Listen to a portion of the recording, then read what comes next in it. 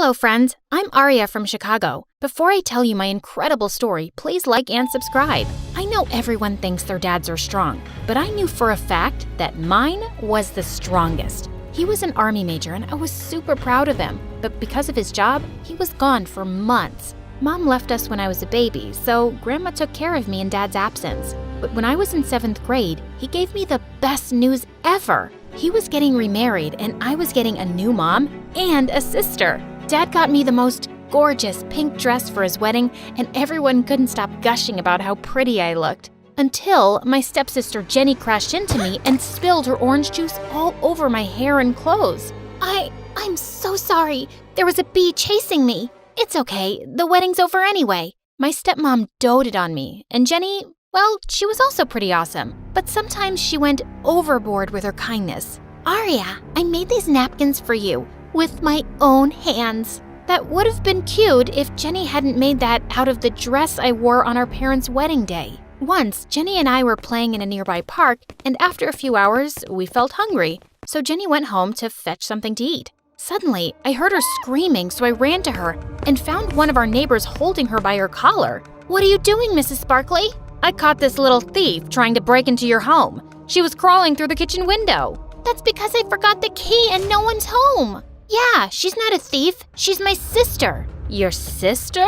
I'm sorry, honey. You're so pretty. You both don't look related at all." It was true that Jenny and I looked different, but the way Mrs. Sparkley said that made me feel bad. And Jenny looked ready to explode. "And you look like you're related to a family of pigs. Here, eat some dirt." Jenny grabbed a fistful of mud, threw it on Mrs. Sparkley's face, and ran away. Dad had to face the anger of a furious Mrs. Sparkley for an hour that evening. Soon, Jenny joined my school, and I was glad to introduce her to my friends. But I noticed that she tried to copy me in everything. We ended up buying the same clothes. She joined the school's drama club like me, and she even brought pasta to school every day like me, even though she hated it. Then one day, I got to know she wanted to play the role I was auditioning for in the school play, so I simply stepped back to give her the chance. And she did manage to land the role. When we got home, she happily broke the news to Mom and Dad. But just then, Dad got a call, and when he hung up, he cried with joy. "It was your drama teacher. Some casting director watched your recent play, and he wants to cast you in an upcoming teen movie." I was ecstatic. Dad said he'd take us all to dinner at a fancy restaurant to celebrate. But that night, Jenny got a bad headache, and Mom had to stay back to take care of her. After that day, I started getting popular in school. Everyone suddenly wanted to hang out with me, but I felt Jenny slowly growing distant. She no longer wanted to play with me at home, and at school, she'd often say awful things to embarrass me. "Did you guys know that Aria ate her bookers when she was little? Ew! And she loves smelling her socks after a sweaty gym session." Whenever I told Mom about it, Jenny started crying like a baby and said she was just having some harmless fun. 6 months passed, and one day, Dad got a call that he and his team had to leave for Afghanistan immediately. A couple of days after Dad left, we got the most terrible news. Dad and a few of his teammates had gone missing. I was devastated, but Mom and Jenny acted like everything was normal. It was Jenny's birthday in a week, and both of them were busy planning for the party. "Aria, should I get a Barbie cake or a unicorn cake? How can you even think about celebrating when there's still no news about Dad? It's my 13th birthday. I can't let anyone ruin it. Besides, who knows if he'll ever be found?" That made me so angry, I gave Jenny a tight slap. She pounced on me and we fought like wildcats until Mom pulled us apart. When she heard what happened, she grounded me for a week. But when the party was in full swing, I may have sneaked into the kitchen and sprinkled some extra pepper in the food and poured a bottle of vinegar into the lemonade. "Mom, I feel like I ate the sun. Get me some lemonade, quick." "What did you mix in it? It tastes like pee." Ugh. The party was ruined. And obviously, it didn't take long for Mom and Jenny to figure out who was responsible for it. "Your daddy spoiled you way too much, Aria. But now it's time to knock some sense into that pretty little head of yours." Mom placed a mop bucket in front of me and asked me to clean the kitchen. Just then, I saw Jenny walk out of my room with all my favorite dresses. "Since you didn't get me a birthday cake, I'm taking these. Oh, and I also like the headband you're wearing." Jenny snatched it from my head and put it on hers, and Mom didn't say a word. 2 years passed and there was still no news of Dad or his teammates. But I never lost hope. Several acting offers poured in after my movie stint, but I refused them all since I was more interested in studying and topping my grades. Besides, I knew if I got more popular, Jenny would resent it and find ways to make my life miserable.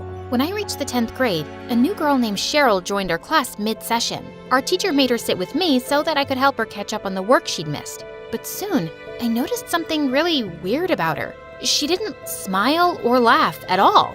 Do you know what happens when an elephant feels dizzy? It elephants! What's a cow's favorite holiday? New Year's Eve! Soon, the whole class was gossiping about how weird Cheryl was. Someone even started a rumor that she was a robot. Then one day, I entered the classroom and saw Jenny's minions had pinned Cheryl to a wall and Jenny was tickling her. Why can't you laugh? Are you really a robot? Stop it. Leave her alone. I will, when she smiles. I'm sure Cheryl doesn't want to waste her smile on a moron like you. Just then, our teacher entered and everyone went back to their seats. After that incident, Cheryl and I grew super close. She told me that she had a rare condition called Mobius syndrome that made it impossible for her to have any facial expressions. The kids at my previous school kept bullying me, so I begged Mom to shift me to a new one. But I guess I'll always be a weirdo. Cheryl, you're perfect just the way you are. I'm gonna make sure no one makes you feel otherwise. I asked our teacher if Cheryl and I could organize workshops to educate kids about Mobius syndrome, and she gladly agreed. Our workshops were a great success. Every kid who attended told Cheryl how brave she was for talking about her condition, including our school's most popular jock, Chris. You're awesome, Cheryl. Just the way you are. OMG, did Chris just call me awesome? Pinch me, Aria, so I know it's not a dream. Even our principal praised us and told me it was heartwarming to see the efforts I'd put in to help Cheryl. A few days later, we had a debate competition in which both Cheryl and I participated. When the results were announced, I stood first and Cheryl stood second. We both hugged each other, but just then, Cheryl's mom marched up on stage and started yelling at her. You always stood first in your previous school. What happened to you? Why have you suddenly turned stupid? But she came in second, and that's pretty awesome too. You should be happy for her. Of course you'd say that since you bagged the top spot. Cheryl, this girl's your competition. You need to stay careful. Whatever did that mean? After that day, Cheryl and I participated in a few more competitions, all of which I won while she stood second or third. She didn't seem to mind, but I knew her mom was giving her a tough time for it. She thinks I was better off in my previous school. But doesn't she care about all the bullying you faced? She says because of my condition, it's something I have to learn to live with. And here I thought my stepmom was a witch. Months passed, and soon it was time for prom night. Cheryl had a massive crush on Chris since our workshop days, and she felt he liked her too. I think he's gonna ask me out for prom.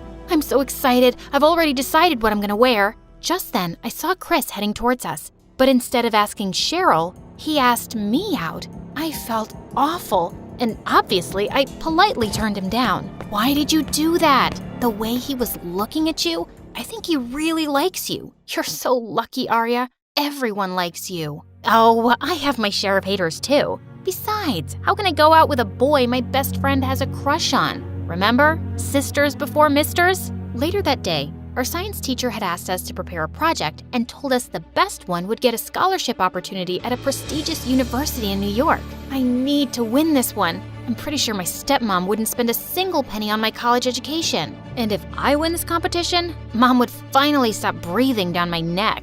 No matter which of us wins, a pizza party with lots of ice cream is guaranteed. For the next few days, Cheryl and I got busy with our projects. When we brought them to school on the submission day, I was surprised to see how amazing her project was. This looks so incredible. I'm sure you're winning this time. You really think so? I spent the last 3 nights working on it. Just then, it was announced that we had to keep our projects in the auditorium for the teachers to review. After placing my project next to Cheryl's, I was about to leave when a hand roughly turned me around. How dare you agree to go out with Chris? I asked him out for prom night, but he told me he was taking you. What the fudge? First Cheryl and now Jenny? Did the entire school have a crush on that guy? I have no idea why he said that. He did ask me out, but I refused. You lying witch. Suddenly, Jenny pushed me hard and I landed straight on Cheryl's project. Oh God, Jenny, what did you do? I frantically tried saving Cheryl's project, but just then I saw her walk in. What's taking you so long, Aria? Ah! My project! I'm sorry, Cheryl. It was an accident. Stop lying, Aria. I just saw you ruin this project. I tried to stop her, Cheryl, but she said she had to win this competition at all costs. I was shocked at how evil Jenny could be. I was about to slap her, but Cheryl caught my hand midair, and my heart broke to see the distrust in her eyes.